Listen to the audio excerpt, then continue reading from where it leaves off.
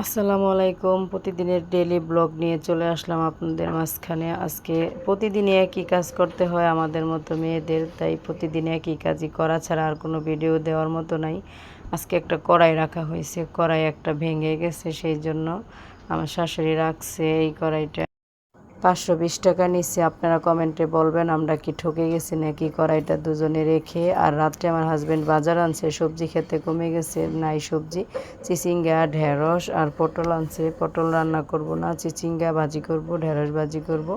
আর China জালে শিং মাছ ধরা পড়ছে, ছোট মলা মাছ, এগুলো টাকি মাছ। সেই মাছগুলা দিয়ে আলু দিয়ে হালকা ঝোল করব, মাখা মাখা করে ভেজে। আর ডাল রান্না করবে, পাতলা ডাল। এগুলো সবই আমার শাশুড়ি রান্না করবে। আর আমার বাচ্চাকে বলছে একটা পাতিল এনে দাও, আমার জন্য একটা পাতিল নিয়ে আসছে। আবার এর মাঝখানে কিন্তু ওই ভিজে দৌড়াচ্ছিল, আর আবার এই ফাঁকে গোসল করাইয়ে চলে আসলাম চিচিঙ্গা কাটাকাটি করতে।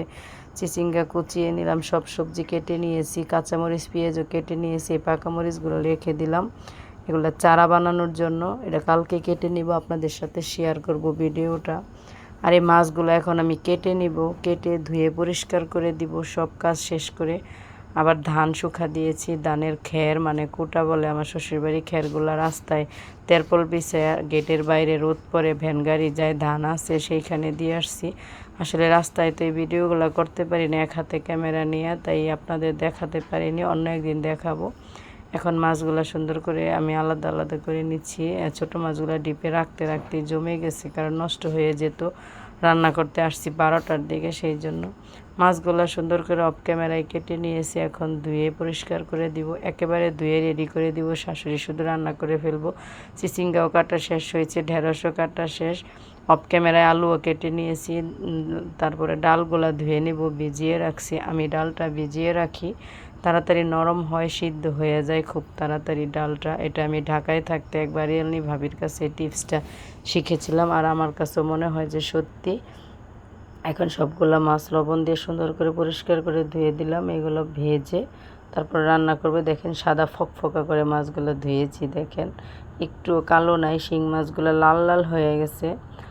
আর এখানে ডালগুলাও সুন্দর কচলিয়ে কচলিয়ে ধুয়ে নিচ্ছি। ভিজিয়ে রাখলে কিন্তু ডাল ধুলেও ডালটা পরিষ্কার হয়ে যায়, সাদা পানি দেখা যায়, নাহলে কিন্তু এই মানে স্বচ্ছ পানি দেখা যায়। আর আমার বাচ্চারা ওই বাসায় খেলতে গেছিলো এতক্ষণে, আমি ওই বাড়ি থেকে ওই বাড়ির বাচ্চা নিয়ে আসছি, মানে ওর আপু হয়, স্বাস্থ্য বোন। বলতেছে মামুনি আমার বাসায় আপু আসছে, আমাকে যাও তোমরা রুমে খেলো গা। তার জন্য রুমে নিয়ে গেল, ওরা দুজন খেলবে। এই যে সবগুলা রেডি, এখন আমার শাশুড়িকে দিব চুলার পরে। সবগুলা দিয়ে তারপরে আসলাম হাঁড়ি পাতিল মাজতে। এখানে হাঁড়ি পাতিল মাজা হয়নি, একজনকে নিয়ে ধানগুলো এই যে দেখেন আমি হাঁড়ি পাতিল মাজতেছি। পাশেই কুটাগুলো, এগুলো আবার বৃষ্টি আসবে, এগুলো উঠানো দরকার হয়েছিল। অফ ক্যামেরায় যায় আবার সবগুলা ধান একটা ছেলেকে নিয়ে আমি উঠায় নিয়ে আসলাম, তার জন্য ছেলেটাকে একটু খাবার খাইয়ে দিলাম। এই সেই প্লেটগুলোও আমি মাজতেছি, বাইরে লোকে খাওয়ার জন্য, ওদের জন্য আলাদা প্লেট রাখি। আসলে বুঝেনি তো এখনকার কত মানুষে কত কিছু খায়, রোগ হয়েছে সরাসরি। এগুলো আমার শ্বশুর পছন্দ করে না, নিজেদের গ্লাসে বা প্লেটে অন্যদেরকে শেয়ার করে। আমাদের রুমেও যার যার গ্লাস আলাদা, প্লেট আলাদা, যার যারটা সেই ব্যবহার করে। আর কাজকাম শেষে কলপাটটাও সুন্দর করে ধুয়ে নিলাম, একটু পরে শুকিয়ে একদম সাদা হয়ে যাবে। পরিষ্কার পরিচ্ছন্ন থাকতে আমার একটু ভালো লাগে, তারপরে বাচ্চার মা পারি না। আর আমাদের বাড়িটা অনেক পুরানো, রুমের মধ্যে অনেক পুরান হয়ে গেছে, ফ্লোরটা জানি কেমন। আমি একটু চট বিছাই নিছি, এইগুলা বিছানোর জন্যই কিনছিল।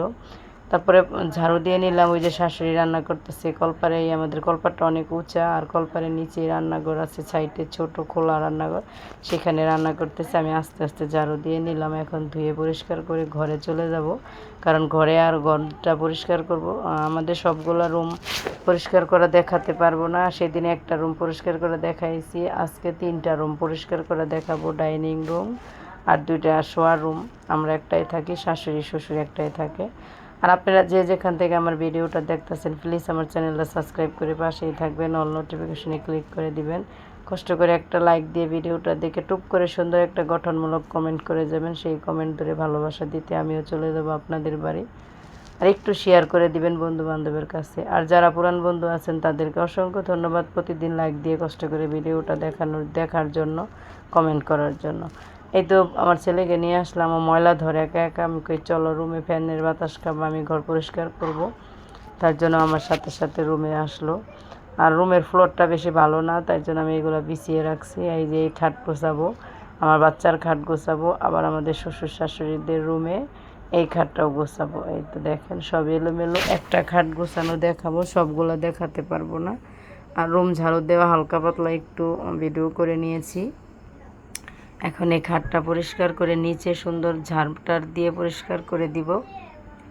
আমার কাজ সব, বাড়ির যত রকমের কাজ আছে, ধোয়া মোছা কাটাকাটি পরিষ্কার করা সব করতে হয়। শাশুড়ি খালি চুলার পরে বসে একটু রান্না করে দেয়, রান্নার আগে সব রেডি করে দেই।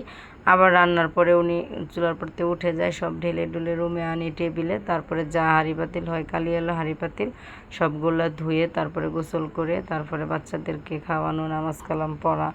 আসলে একটা মেয়েদের খুবই কাজ করতে হয়, সবগুলা কাজ আসলে দেখাতে পারি না। দেখাতে গেলে সকাল থেকে রাত পর্যন্ত যে কাজ করি মনে হয় আমার 8 ঘন্টায়ও শেষ হবে না ভিডিও।